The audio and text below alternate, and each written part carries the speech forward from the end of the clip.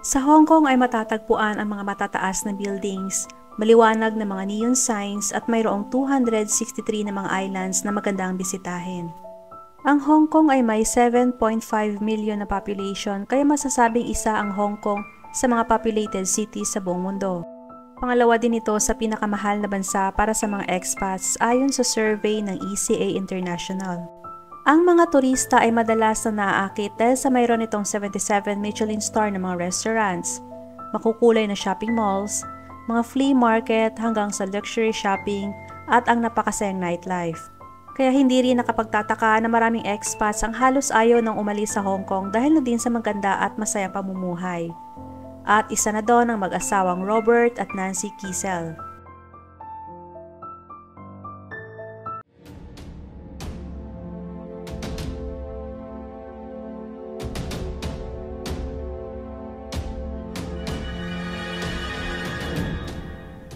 Si Robert Kiesel ay pinanganak noong April 21, 1963. Nag-aral ito sa University of Rochester bilang isang engineer.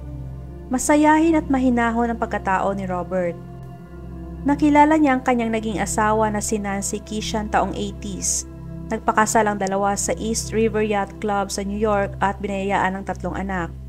Si Nancy ay nagtrabaho bilang manager sa Doc's Restaurant sa Broadway, Manhattan. Nakapagtrabaho naman si Robert sa isang financial advisory company taong 1992. Taong 1997 ay nagkaroon ng offer si Robert sa Asian Special Situations Group sa Goldman Sachs at inofferan ito ng malaking sahod, ngunit kinakailangan niya magtrabaho ng mas mahabang oras at kinakailangan niyang lumipat sa Hong Kong dahil doon siya na-assign. Nagdesisyon silang mag-asawa na tanggapin ni Robert ang nasabing trabaho at ilipat silang lahat sa Hong Kong. Ang buhay sa Hong Kong ay ibang-iba kumpara sa buhay na meron sila sa kasalukuyan, kaya napakalaking adjustments ang ginawa ng pamilya Kiesel. Ngunit pagdating naman sa pagkain at transportation ay walang kapantay kung ihahambing sa US at napakaraming pwedeng gawin sa Hong Kong. Tumira ang pamilya Kiesel sa Hong Kong Parkview na siyang pinakamalaking pribadong pabahay sa Taitan at ang lugar na ito ay napakaganda at mahal. Sa kalaunan ay naging Vice President si Robert ng Asian Special Situations Group sa Goldman Sachs.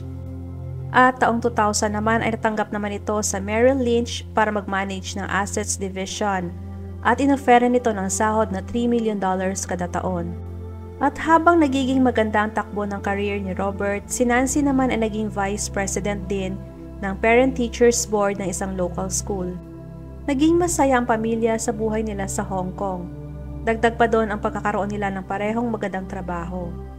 Ngunit sa likod ng tagumpay nila ay may mga bagay na nagbago. Simula nung lumipat sila sa Hong Kong ay napapadalas ng pag-inom ni Robert ng whiskey at nalulong sa paggamit ng cocaine. Walang may nakakaalam sa mga kaibigan at pamilya ng mag-asawa sa naging bisyo ni Robert. Tumating ang isang pandemya noon na SARS-CoV-1. At dahil sa madaming populasyon ng Hong Kong ay mabilis din kumalat ang virus sa pamamagitan ng aerosol transmission. Dahil doon ay bumalik ang pamilya Kiesel sa US na hindi kasama si Robert dahil sa hindi niya pwedeng maiwanan ang kanyang trabaho. At dahil sa maliit ang dati nilang bahay at lumalaki na ang kanilang mga anak, ay kinakailangan nilang maglagay ng extension sa kanilang bahay. At hindi yun naging problema sa mag-asawa dahil sa malaking kita ni Robert at kahit nasa kalagitnaan ng pandemya. Nagpatayo si Nancy ng home theater sa kanilang garden at sinimulan na ang construction. Nag-hire si Nancy ng maraming tao para gumawa ng kanilang extension at isa na doon ay natipuhan ni Nancy.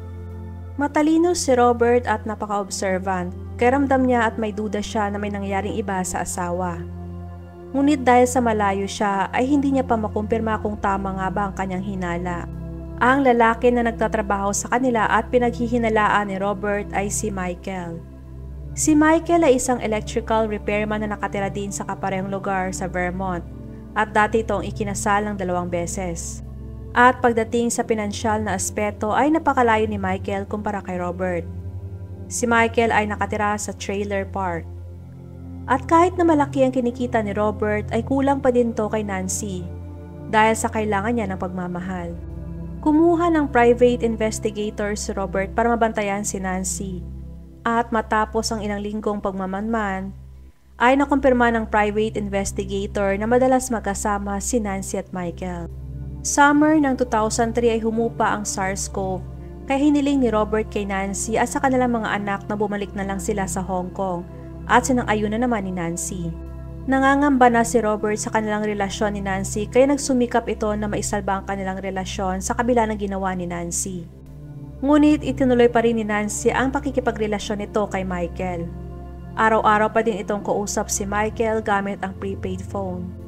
At nung isang beses na kinakailangan nilang bumalik sa US dahil sa may ipapagawang medical procedure si Robert, ay nakipagkita si Nancy kay Michael sa isang hotel habang sumasailalim sa operasyon ng asawa.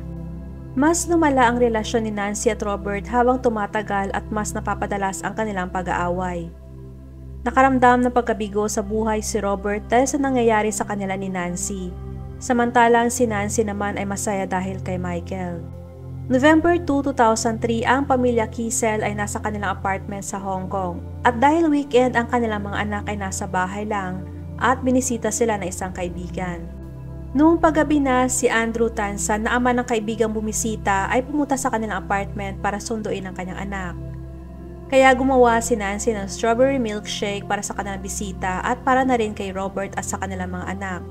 Dahil sa malaking sahod ni Robert na halos $9,000 kada araw ay mahirap ang huminto sa trabaho na kahit weekend o gabi ay kinakailangan niya magtrabaho. Noong gabing yon matapos makaalis ang kanilang bisita ay may nakaschedule na online call si Robert. At ang tawag na yon ay napaka-importante sa kumpanya na ang mga kasamahan niya sa trabaho ay kinakailangan pang maghanda ng 1 linggo para sa call na yon. Ngunit hindi naka-online si Robert. Hindi ito nagpaalam sa kung bakit hindi siya pwedeng mag-online. Nag-alala ang kanyang mga kasamahan. Kinabukasan ay hindi pa rin ito pumasok sa trabaho. Naalarma ang kumpanya kaya tumawag ang Vice President ng Merrill Lynch sa kanilang bahay. Nung sinagot ni Nancy ay sinabi niya na may kinakaharap na personal issue si Robert. Hindi naniniwala ang Vice President dahil alam niyang pagdating sa trabaho ay mapagkakatiwalaan at napakadedikado ni Robert. At kahit sa may sakit ito ay pumapasok pa rin ito sa trabaho. At habang lumilipas sa mga araw ay mas lalong naging concern ang mga kasamahan sa trabaho ni Robert. Kaya napagdesisyonan na ng Vice President na ipaalam na sa mga pulis ang kanyang pagkawala. Pagkatapos noon ay agad na pumunta ang mga pulis sa apartment ng pamilya Kiesel. Nakausap nila si Nancy at ang 3 anak nito ngunit hindi nila makita si Robert. Iba ang pakiramdam ng mga pulis. Kahit na wala silang makita ang kaduda-duda ay hindi nila nagustuhan ang pag-uugali ni Nancy at sa kung paano siya magsalita tungkol kay Robert. At ayon kay Nancy na umalis ang asawa matapos siyang saktan. Nilinaw din niya na nakapag-file na siya ng missing persons report. Hindi naniniwala ang mga police officers sa pinagsasabi ni Nancy. November 6 sa wakas ay natagpuan na ng mga investigador ang kanilang hinahanap.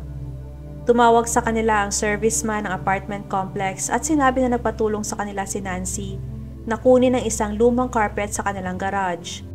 Ngunit sa hindi maipaliwanag ay napakabigat ng carpet na hindi niya kinayang buhatin ito ng mag-isa, kaya humingi siya ng tulong sa 3 pang serviceman. Ang mga tumulong ay nagreklamo sa napakalansang amoy ng nasabing carpet at dinala nila yon sa storage room. Nung dumating na ang mga investigador ay agad silang dumiretso sa storage room at tinignan ang nasabing carpet. Nakita nilang nakatali ang carpet at may mga kumot at bag na naglalaman ng bedsheet. Tinanggal nila ang tali at doon na bumungad sa kanila ang patay ng katawan ni Robert. Ang kanyang ulo ay binalutan ng plastic bag at ang kanyang katawan ay pinasok din sa isang malaking puting plastic bag na pinalibutan ng tape. Alam ng mga investigador na ilang araw nang namatay si Robert dahil sa matinding amoy nito. Kaya nung 2:41 ng madaling araw ng November 7, 2003 at matapos ang 2 oras matapos matagpuan ang katawan ni Robert, ay inaresto ng mga pulis si Nancy at kinasuhan ng murder. Ang police pathologist na nai-examine sa katawan ni Robert ay nagkumpirma na 5 beses itong pinalo ng matigas na bagay sa ulo. At dagdag pa niya na lumabas din sa test na may nakitang 6 na prescription medication sa loob ng tiyan ni Robert. Kasama na doon ang napakatapang na sedative o pampakalma na Rohypnol. At 5 sa mga gamot na yon ay katunayang inireseta kay Nancy. Sa statement ni Andrew na pagka-uwi nila ng anak niya galing sa bahay ng pamilya Kiesel ay nakaramdam siya ng pagkahilo at nasusuka. Natulog ito at nang nagising ay humingi sa kanyang asawa ng ice cream at nakaubos ng 3 box ng ice cream. Pagkatapos noon ay natulog ulit siya at dahil pakiramdam niya ay umiikot ang kanyang paningin sa sobrang pagkahilo. Pagkagising niya kinabukasan ay wala daw siyang maalala sa mga nangyari na parang nagkaroon siya ng amnesia. Sa pagsisikap noon ni Robert na malaman ang lahat kay Nancy noong mga oras na kinukutuban nito na may ibang lalaki, ay pati email ni Nancy at ang kanyang mga sinesearch sa internet ay pinacheck ni Robert. Nag-hire ulit ng panibagong private investigator sa Hong Kong si Robert para mag-install ng spyware sa kanilang family computer. Ang spyware ang magpapakita ng mga sinesearch ni Nancy sa Google at doon nakita na nag-search si Nancy tungkol sa sleeping pills, drug overdose at medication causing heart attack. Ngunit may magandang palusot si Nancy. Ayon sa kanya, ang mga sinearch niya ay para sa kanya. Dahil sa desperado na siya sa kanyang buhay, kaya plano niyang magpakamatay. At ayon sa kanya ay ayaw niyang malaman ng kanyang mga anak ang tungkol doon.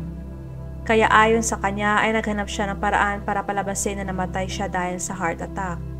Dahil sa impormasyon na nakuha sa internet ay nagkonsulta pa si Nancy sa ilang doctors sa Hong Kong at nakakuha siya ng 5 prescription ng mga gamot na kailangan niya para maisagawa ang plano.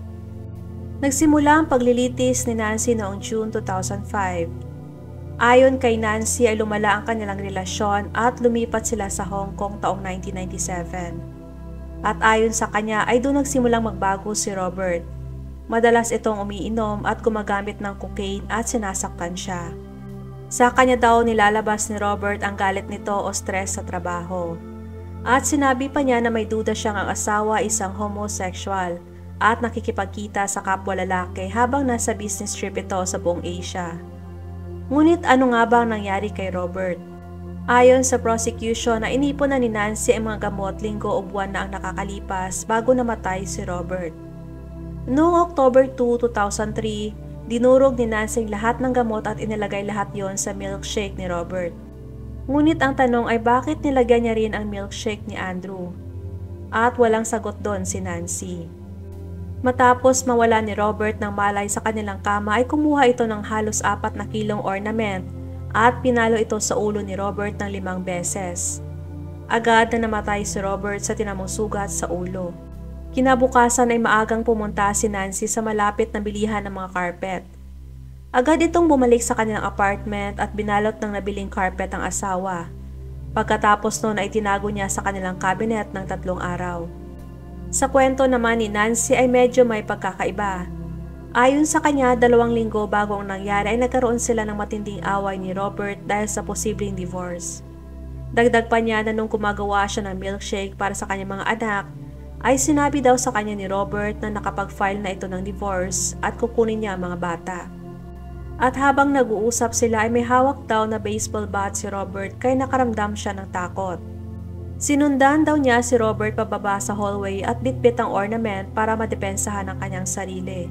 Nagtalo daw sila at hinampas daw niya sa mukha si Robert ng hawak na ornament at nung natumba na si Robert ay agad siyang hinawakan sa kanyang paa at doon na niya hinampas ng ilang beses sa ulo si Robert ng baseball bat na hawak-hawak ni Robert. Yun daw ang dahilan kaya aksidente niyang napatay si Robert.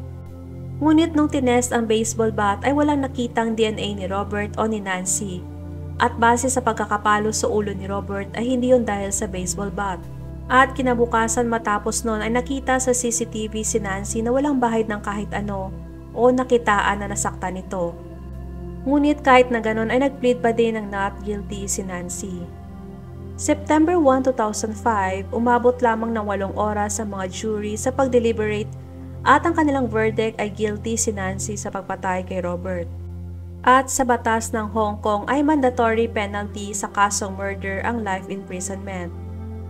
Walang emosyon si Nancy sa kanyang sentensya. Sa kaso ni Nancy ay re-review kada 2 taon kung saan ang governing board ay may kapangyarihang bawasan ang kanyang sentensya kung makikita nilang karapat-dapat ang isang nasasakdal.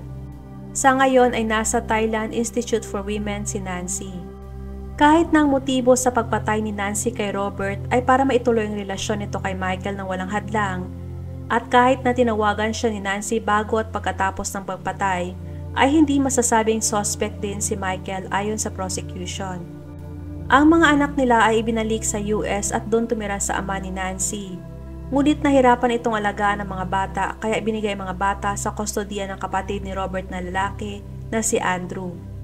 Ngunit sa kasamaang palad ay natagpuan ding patay sa saksak si Andrew sa kanyang mansion sa Greenwich, Connecticut noong April 2006 dahil sa nalamang involved ito sa fraud. At mas lalong nagdagdag sa trauma ng mga bata. Hindi nalaman kung sinong pumatay kay Andrew. Ang real estate ni Robert ay umabot sa $18 million, kaya ang tatlong naiwang anak ang tagapagmana ng lahat ng yon at magiging financially stable na magkakapatid buong buhay nila. Napag-alaman pa nung pinag-uusapan nilang divorce ay nangako si Robert na ibibigay niya ang kalahati ng kanyang yaman kay Nancy. Ngunit hindi pumayag si Nancy dahil gusto niyang ibigay sa kanyang lahat ng yaman ni Robert.